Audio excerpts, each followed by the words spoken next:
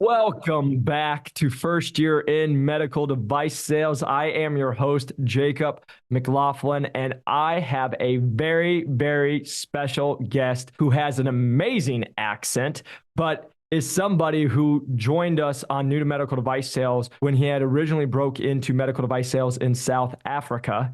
And I am so proud to be bringing Dolan Marshall back to the First Year in podcast to explain how he took a territory that literally had zero revenue to now he's a top performer in South Africa in medical device sales. And we are going to learn about his journey. We're going to learn about the difference in the healthcare systems, but also what he did to have success in his first year in medical device sales. So, Dolan, welcome to First Year in Medical Device Sales. No, thanks for having me, Jacob. I really appreciate it. Oh man, it is so good to see you again. We were just talking off air. It's truly been incredible to watch your journey on how you went from breaking in and where you were at literally just a year and a half ago, like we talked about just about a year ago. The conversation you and I had is so different to where you're at now, and it literally gives me so much energy. It gives me so much happiness to see how you've literally changed your life and absolutely crushed this career. So I'm so excited to have you on, and I know people are going to love it. So for the people who don't know, they can go back and watch how you broke into med device sales. If you just go to New to Medical Device Sales and search Dolan's name, that podcast will come up. But can you tell us just a little quick summary about who you are, where you're from, and then how long you've been in med device sales? No, I'm Dolan Marshall. I'm currently working for a neurosurgical slash trauma-based company in South Africa. So I currently look at all the accounts basically in the Gauteng area, which is basically a state in the US. So I have a state that I look after, all the territories that I manage here. And yes, I'm currently the full line sales rep for Gauteng. So my day to day would basically be covering cases. I mean, I'm in an industry where spinal and orthopedics, I mean, we basically in theater almost every single day. Yeah. And yeah, I mean, the first year has been great. The first 3 months were definitely challenging.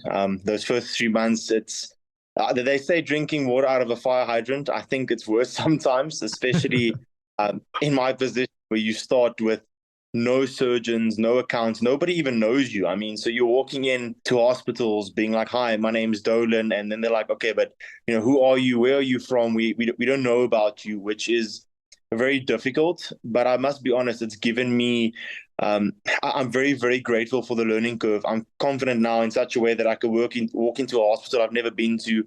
I can walk into a doctor's consultation room, introduce myself with confidence, and just take the conversation from being a complete stranger to now where I have accounts that me and the surgeons are very, very good friends. We Yeah. speak on a personal level. And I mean, it's ridiculous to know that some of these accounts I've only known for a year, and to see how the relationship with the surgeon and the accounts have progressed in just a year has honestly been amazing to me. I love that, man. And that's so cool to just see, like you said, we always talk about the reason we make these podcasts and we want you to know is like I've had people reach out and they're like, Jacob, today's my first day in my device sales. And like the reason I'm making this is if you are a rep that's seasoned or you've been in for a year or two, you know exactly what Dolan's talking about is like that first 3 to 6 months. You're like, oh my gosh, like, will I ever learn this? Did I get in over my head? What am I doing? And I make these so you all can understand and feel that you're not alone. But when we were talking off air, I felt the exact same way for the first 3 to 6 months. It was like I was nervous every single time I walked into a hospital. And like we already had the business, you know what I mean? I was like, oh, I'll never forget my first month. I was sitting in the back of a surgery and one of the scrub techs is like, dude, you got to calm down. Your energy like right now is like off the chart of like nervousness. Like it's going to be fine. It's been cool to see my transition, but watch your transition in that aspect of like, hey, you always kept good contact with me, shooting me LinkedIn messages, letting me know the update. But it's been fun to watch where you've taken it. And can you kind of talk about really what that first 3 months was like for you? Because I know you said it was difficult, but can you kind of go into a little more detail of like, besides walking in, they're like, who are you? What made it so difficult, especially coming in as a full line rep with no business to start? So what makes it very difficult, first of all, it's the overwhelming information that you have to learn, not just about the doctors. I mean, it's the products, it's the surgeries. So that's already a lot of information overload. I mean, I have a bit of a medical science background thanks to my degree and previous experience, but there's truly nothing that can prepare you for being a rep. I mean, I will be honest. I thought, when I was younger, I went into hospitals. I've spoken to surgeons, but it's just a different relationship we have. I mean, now you're in a position of being the product expert. So what made it very difficult was in the first few months they ask you questions and you don't actually know the answer. So you feel a bit stupid in a sense, and you have to tell the doctor, Doc, I have no idea. But I will find out. And those are things that make you nervous, feeling like you don't actually, you thought you knew the product, you thought you knew the surgery, you thought you knew how things work. And then all of a sudden you're in theater and something happens and you're like, okay, but I don't know what to do. That's very stressful. And yes, there is definitely managers and people you can call. But I mean, in that situation in theater, you feel so helpless. And besides theater now, I mean, going to consultation rooms, talking to the receptionist, trying to get an appointment with the doctor. The doctor knows you from nowhere. The receptionist knows you from nowhere. It's very, very difficult to convince them to get you to see the doctor, especially if you don't have a name in the industry, or like myself, I don't work with one of the massive companies in the world. So you don't have the name that backs you of the company, and you also don't have a name in the industry. And that was very difficult. But my advice would basically be I was relentless. I went to consultation room after consultation room after consultation room, saw the same people various times, and eventually got demonstrations with the surgeons, showing them our products, selling the products. And that's definitely one thing I would try to tell the people that are struggling right now is it gets better. I know everybody's told you this because they've told me the same thing. But honestly, I really feel like Jacob always says, it's to earn your stripes. So those first 3 months are really, really to earn your stripes. And if you continue doing what you're doing, continue being consistent and persistent, you'll see the accounts. I mean, I was telling Jacob earlier, my area, I mean, in terms of sales, has doubled or even tripled from when I started. I mean, it's ridiculous. And all that it is that I'm consistently putting in effort. It's not, I mean, there's days where obviously all of us have been through it. I mean, we are in sales at the end of the day where you have no sale, or the doctors that used to use you no longer use you. And that's also a tough blow, which you're going to experience. But I don't want any of you guys to let that put you down. I mean, it's just another bump in the road. And I mean, that's our jobs as medical device reps. We have to solve problems. We're literally put in theater to solve problems. I mean, Yep. we're the product expert. We have to solve problems with the products. We have to solve problems in theater. That's what we do. Yes. Man, I love that you just said that. People, please go back and listen to that, what Dolan just said, because it is the absolute truth. Like if you're first starting out, I say this to people all the time. Really just think the first 6 to 12 months, you are just going to get punched in the face, and you should just smile about it. And it's going to be a learning curve, and not in a bad way. You're just going to, like Dolan said, like when I first went in, I said the first 6 months, I was like, oh my gosh, like I'm a pretty confident person. But like you said, you go in, you don't know the surgery, you don't know the product. The worst thing you can ever do to a surgeon is lie and say, because that's a person on the table, right? And so if you don't know, you just say you don't know. And guess what? They might be upset with you, and that's okay. But guess what happens when you're good? You're going to know the question for the next time, right? It only takes once, and it's always about learning and how can you continue to progress. But the thing I want everyone to hear, what you said, was you just didn't give up. You kept showing up. It's the relentlessness. Like I say this to people all the time. People are like, oh, Jacob, work-life balance, work-life balance. And I'm like, yeah, what people don't understand, you can have work-life balance. But what they don't understand is stop talking about work-life balance in your first 6 to 12 months. That's like you joining the NBA and you shoot a basketball once a month and you're like, why am I not the best in the starter? You don't put in the work to be able to be the starter who doesn't have to, right? Like this is what I'll just sit here and tell you. If you can just erase work-life balance for 6 to 12 months out of your life, think about and I want you to talk about this, Dolan. Think about how different your life is now 1 year in. The business has tripled and you're doing it every single month. You're making more on the business. And all it is the compounding effect, the information you continue to learn, and you keep working on it every single day that you're there. And then think about how different your life is today than it was a year ago when you first started. And then think about how different your life is a year from now, right? Like this is what people are missing is they're like, Jacob, I need it now. And I'm like, I got you. I understand it. But like, even for example, everyone's listening to this podcast right now. Guys, this is almost 4 years of nonstop every week, a podcast. That's why you listen to it. When I first started it, I had 3 listeners. When I was 6 weeks in, 51 listeners. I took a screenshot and I'm like, holy crap, people are just loving this, right? Now we have thousands of weekly listeners to help you all because I live it every single day with you. But it's just the consistency. Same thing with where I was at Medtronic. Took a lowest performing territory to top 10 in the first fiscal year that I was there. Why? Because I did something every single day. And not once did I ever say, what's my work-life balance today? It was, I'm going to go put in the work and crush it. And so it's no different than here with Innovis. I was in the exact same spot Dolan had. $0 in revenue. Here we are. Good luck, right? Here's your quota. Here's who you need to talk to. Go get it, right? We've been able to do that. We've been able to have a lot of success. I'm very thankful to say. But why?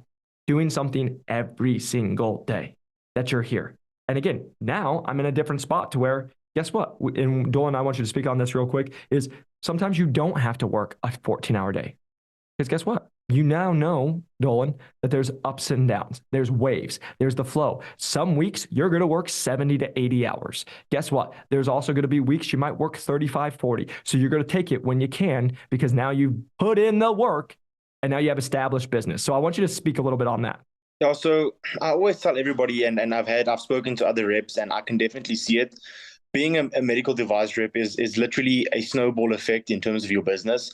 So in the beginning, it is very slow. And I want you guys that are listening to know it's going to be slow. You guys that get a territory that already has doctors, be grateful for that. I mean, some people are starting from zero, and those relationships that you have, nurture them, try to grow upon them. Because once you have relationships with these doctors, I mean, word of mouth is the best form of marketing that there is. I mean, I can go see 100 surgeons every single day, just sell myself. But if another surgeon or one of their colleagues tells them, hey, have you seen this guy from this company?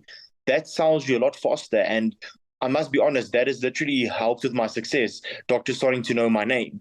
But that came from going to those consultation rooms every single day. I mean, I was visiting between 4 to 5 hospitals every single day, going to between 15 to 30 consultation rooms, introducing myself, telling them about our company, asking for a demonstration.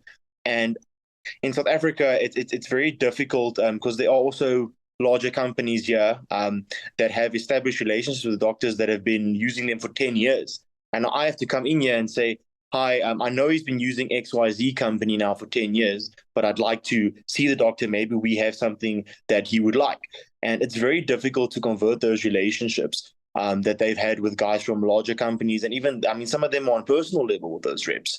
But I don't want you guys to be negative about these things. Rather take that as a lesson and learn. The thing is, you need to understand your product and your company. That's what you're selling at the end of the day. So if you can, I mean, yes, there is larger companies, but there's smaller companies like the one I work for that do things a lot better than the larger companies. And that's what you need to sell. And you also need to be consistent because, I mean, when Jacob and I spoke last year, the ebook that he was selling for his, breaking into medical devices, I literally couldn't afford it because of the exchange rate between South Africa and the US dollar. And now where my life is right now, I'm engaged. I'm planning a wedding next year. I'm moving into my own place. I've got a new car. It's so ridiculous how my life has changed. I mean, I was sitting with my fiance the other day telling her, like, I can't believe that just a year ago, all of these goals felt so far away. But because of every single go out, I go see these surgeons, I go cover cases, I build relationships. It has literally snowballed into where I am right now. And I cannot believe how in 1 year my life has changed from not being able to afford a $30 ebook to now planning a wedding, having a new car, and just moving into my own place. It's ridiculous. Come on, man. Can you just, one more time, can you tell people how old you are? I'm currently 22. I'm turning 23 in March. Come on, man. Like, if that doesn't get you excited, like, guys, this is why I do everything that I do, because Dolan couldn't afford that. And we had that conversation. I just sent it to him. I sent him a couple other things so he could have it, because you can see why I saw that in him. He's a guy who just doesn't quit. And like, this is what literally gets me so pumped, is because of the work he's done. He's changed his entire life, and it was all him. It's all him putting in the time and the effort. And what I want you to hear from that, it is hard. It is hard, but everything on the other side of hard is great.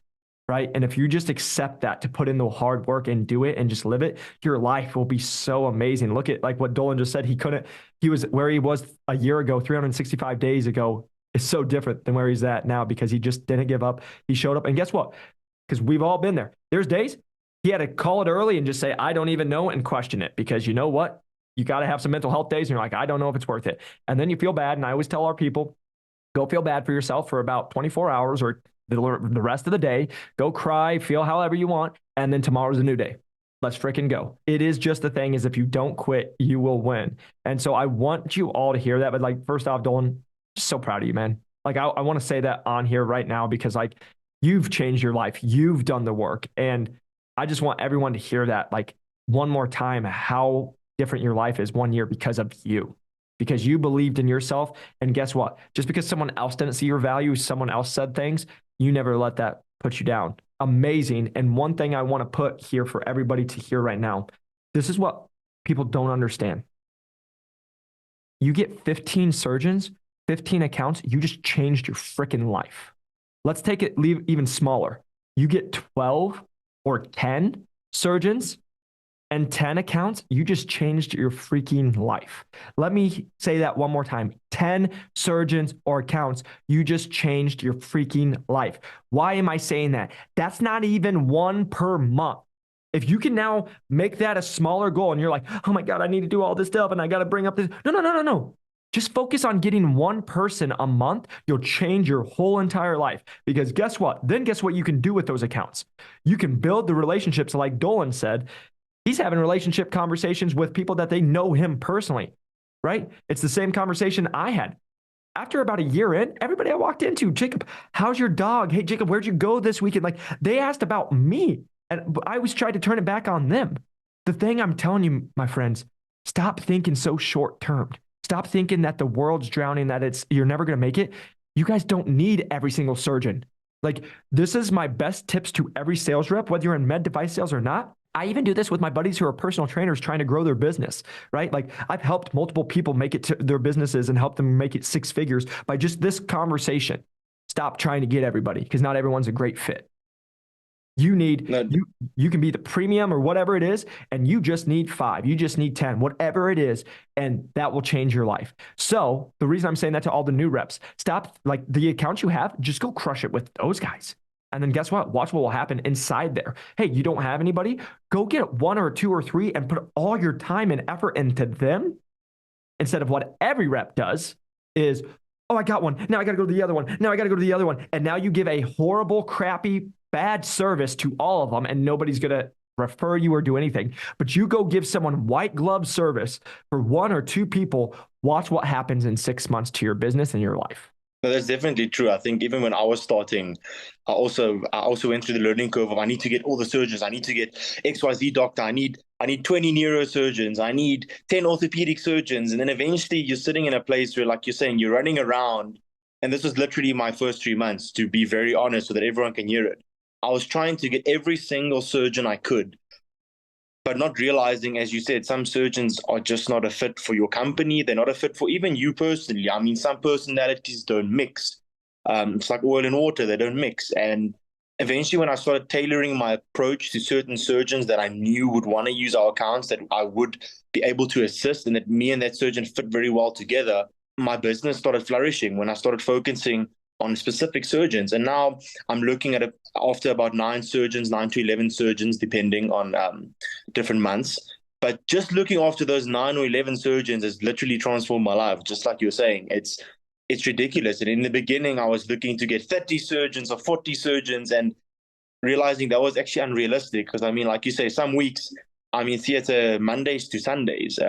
And that's also a part of the rep life I want to talk about, because everybody thinks we just go out, we have lunches with surgeons, we're living the life, we back at home, 12 o'clock in the afternoon, sitting and doing nothing. Most people don't see those early mornings and the late evenings. I mean, there's sometimes where I'm in theater until the next day, 12:30, and then I have to be at a case that same day at 7 o'clock in the morning. So I have like 5 hours of sleep.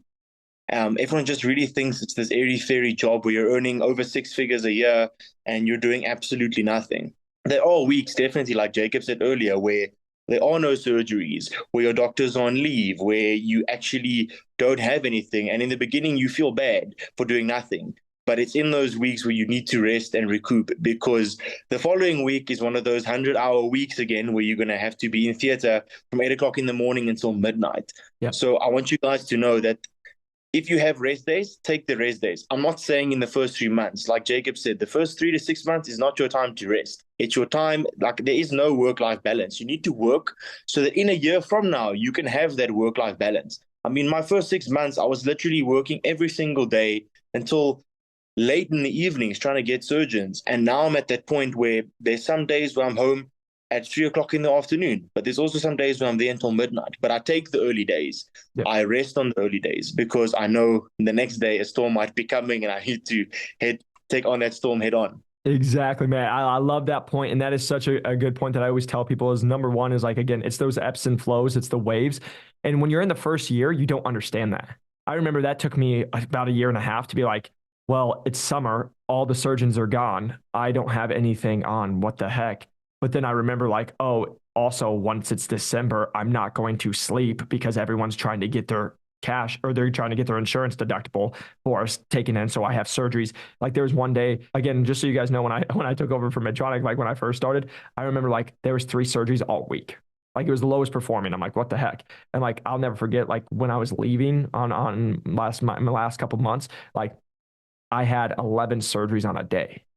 And it was just like, okay, we've changed it, right? So there's going to be those times where you're crazy, you're on the phone, you're doing it, and you're working those long hours.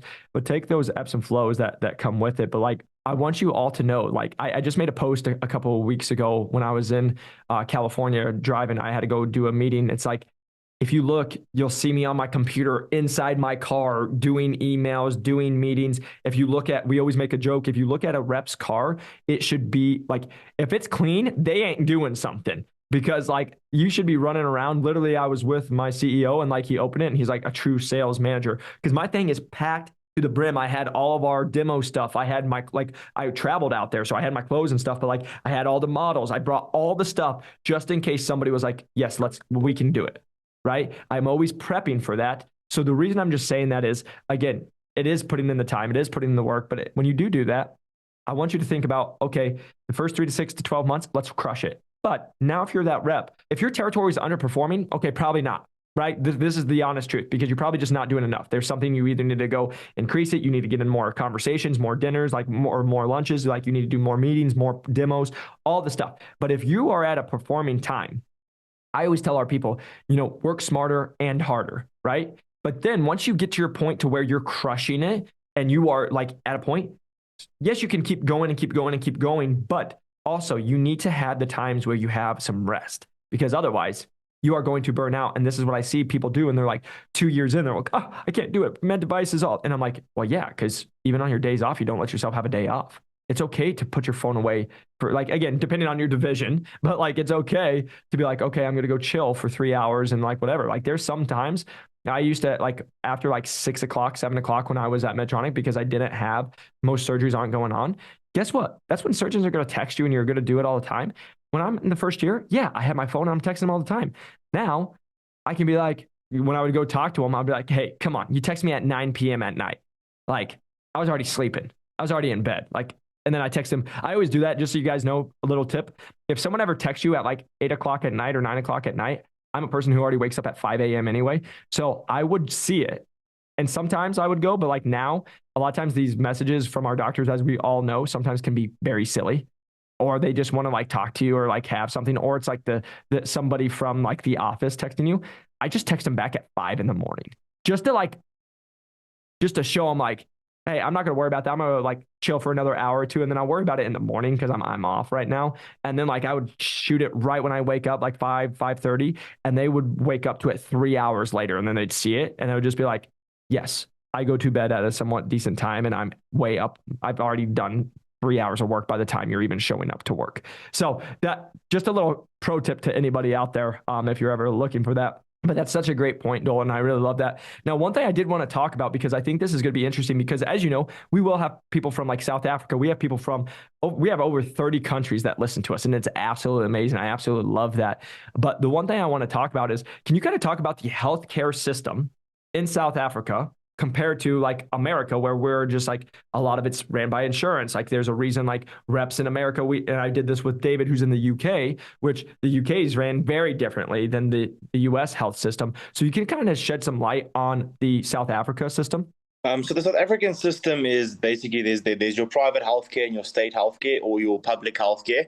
How the public healthcare system works, it's basically the government has funds which then pays the various surgeons, the various device companies to do the specific procedures that have to be done.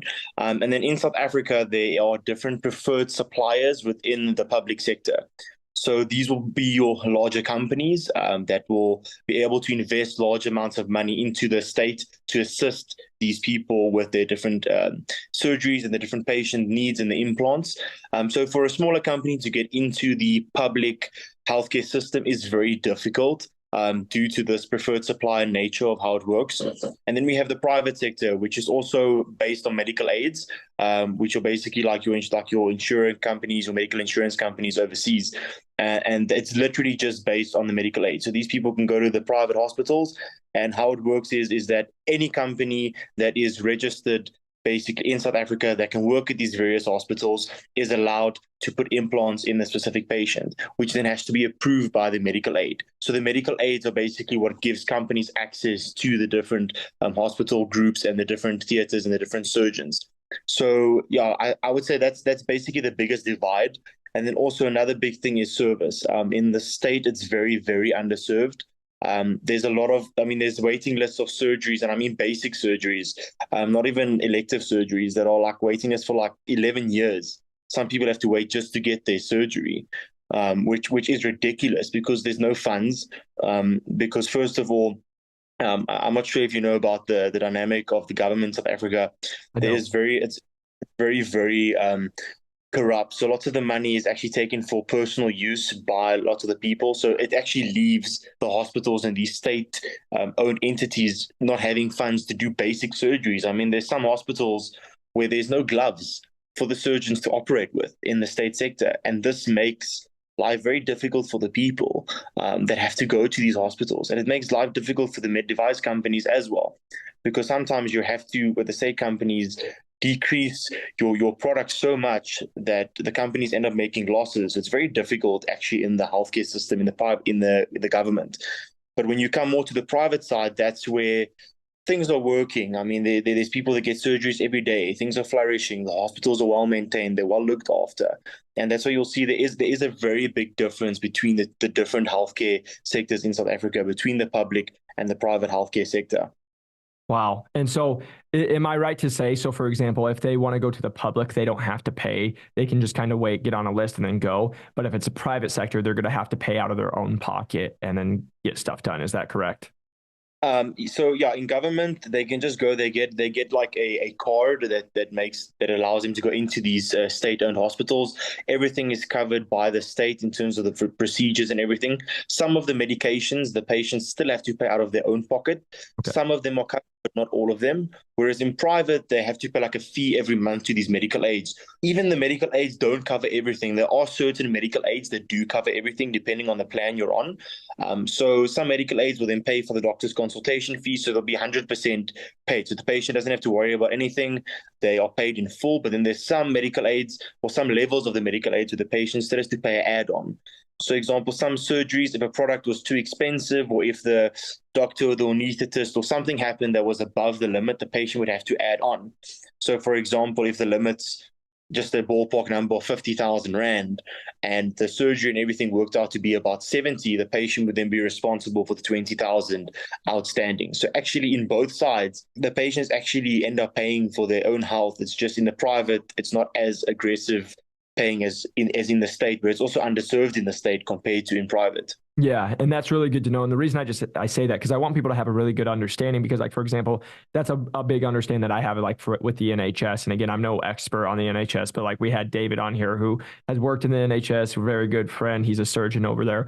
But the whole conversation is like the UK, right? Like they have the NHS where it's like you can just go and you'll have it taken care of. They're not going to ask any questions, and we go from that route. But like you said, like you can go sit in a ER or you can go do it. Like I remember talking to him, and there's like a person with a broken wrist in there, and it's very clearly it's like, hey, you're going to sit here for 4.5 hours until we can even see you, right? But then you can have the private sector where people can pay a little bit more, and then they can actually go get stuff taken care of. It's very interesting when you look at that healthcare world compared to like America, right? Because the USA, because again, it's just ran differently with the insurances on how things it is. And like also exactly to your point, in America, it's like, oh, hey, you have this insurance, but if you don't have this covered, they go like this happens all the time, just so everyone is aware. Like, for example, people who like give birth, I hear this all the time. Everyone thinks having a baby is free. Let me just sit here and tell you, if you have a baby, there's a lot of times you're getting a bill, depending on if you do it in market or whatever, between eight and like I've heard people as high as $20,000 to have a baby because you don't know if there's any complications, if they have to stay in the NICU, whatever it is.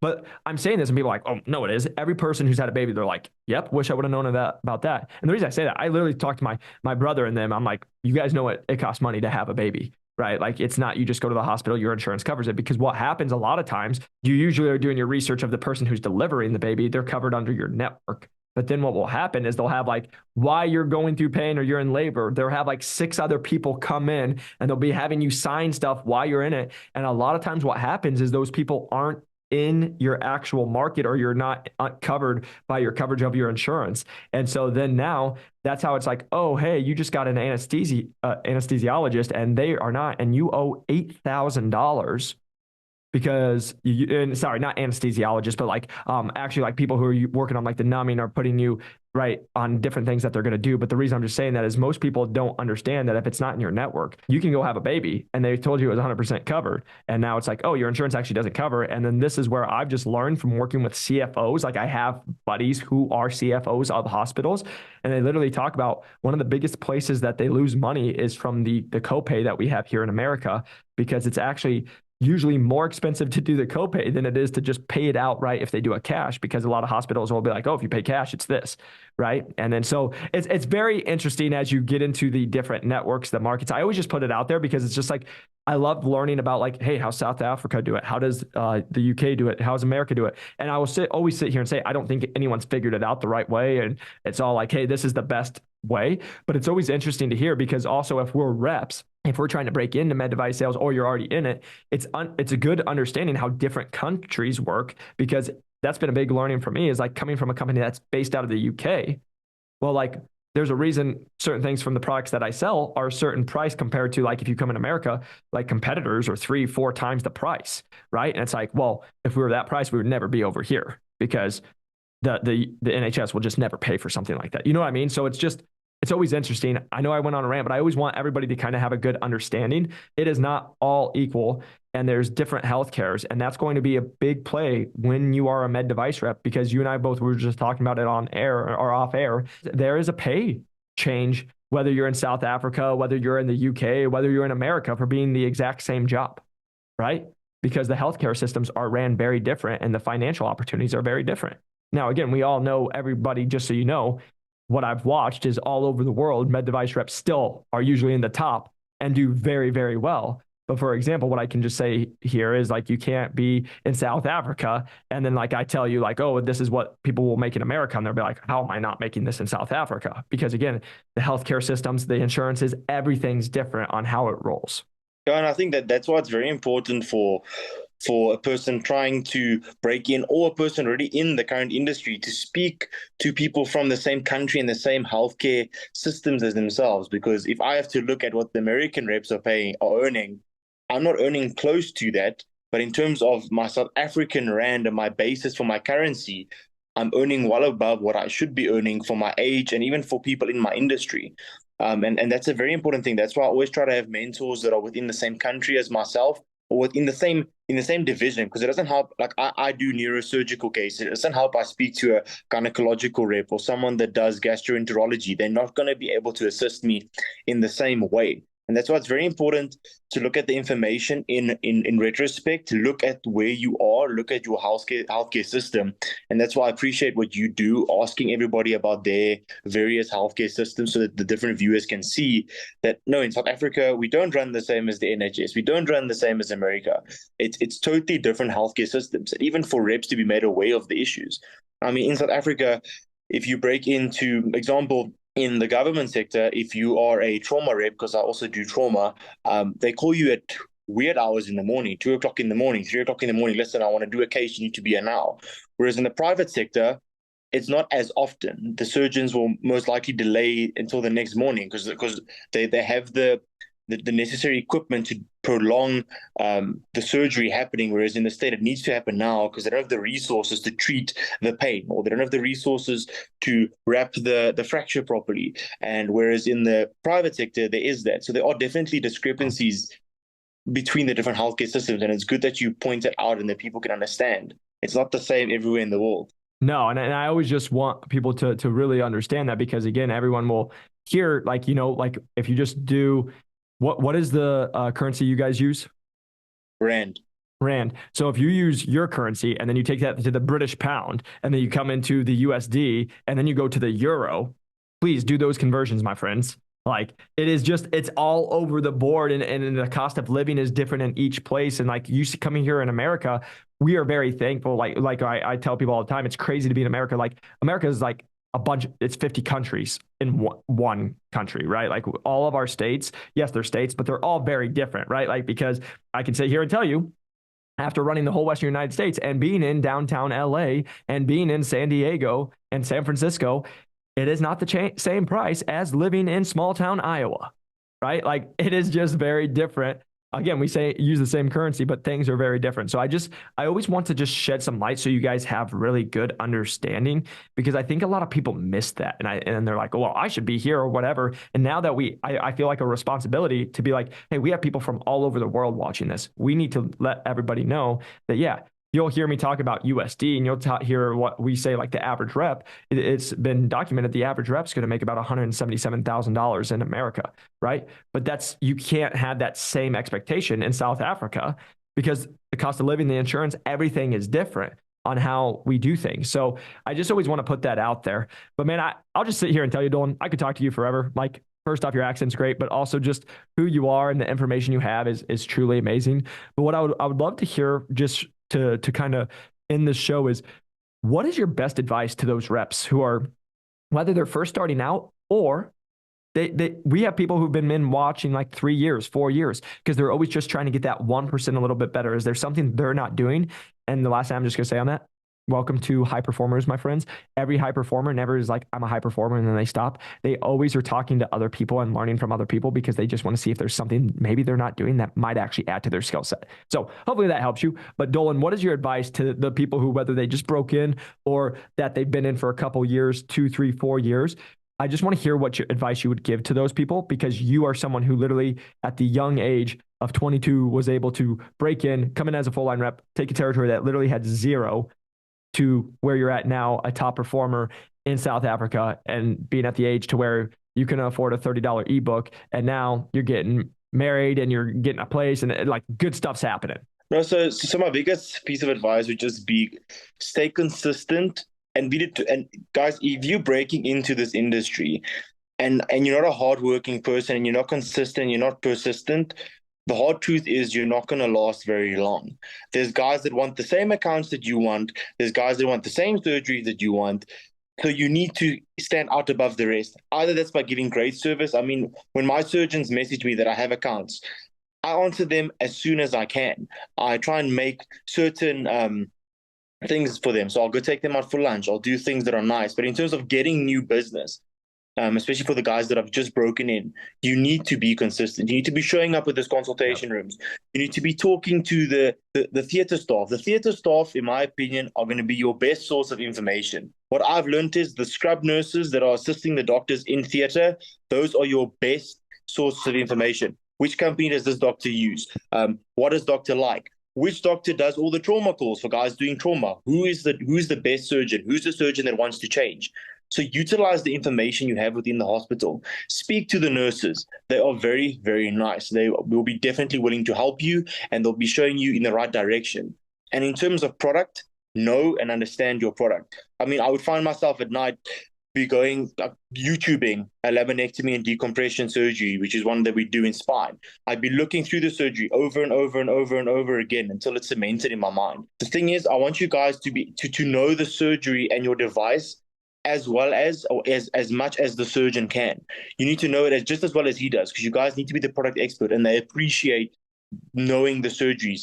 And another tip I can also give to keep accounts is ask the surgeon to explain to you, doc, what you're doing right now. Even though you've seen that case 1,000 times, some doctors love teaching. So ask them, Doc, how do you approach it? Why do you approach it this way? The thing is, it's about building relationships and about being consistent in what you do. So that would be my best piece of advice. And also, like Jacob said, look for mentors, look for people that are doing better than you. I consistently speak to people that are better than myself. I'm doing well with where I am right now, but I want more. And that's why I speak to people that are doing better than myself. They say you're the average of the 5 people you spend the most time with.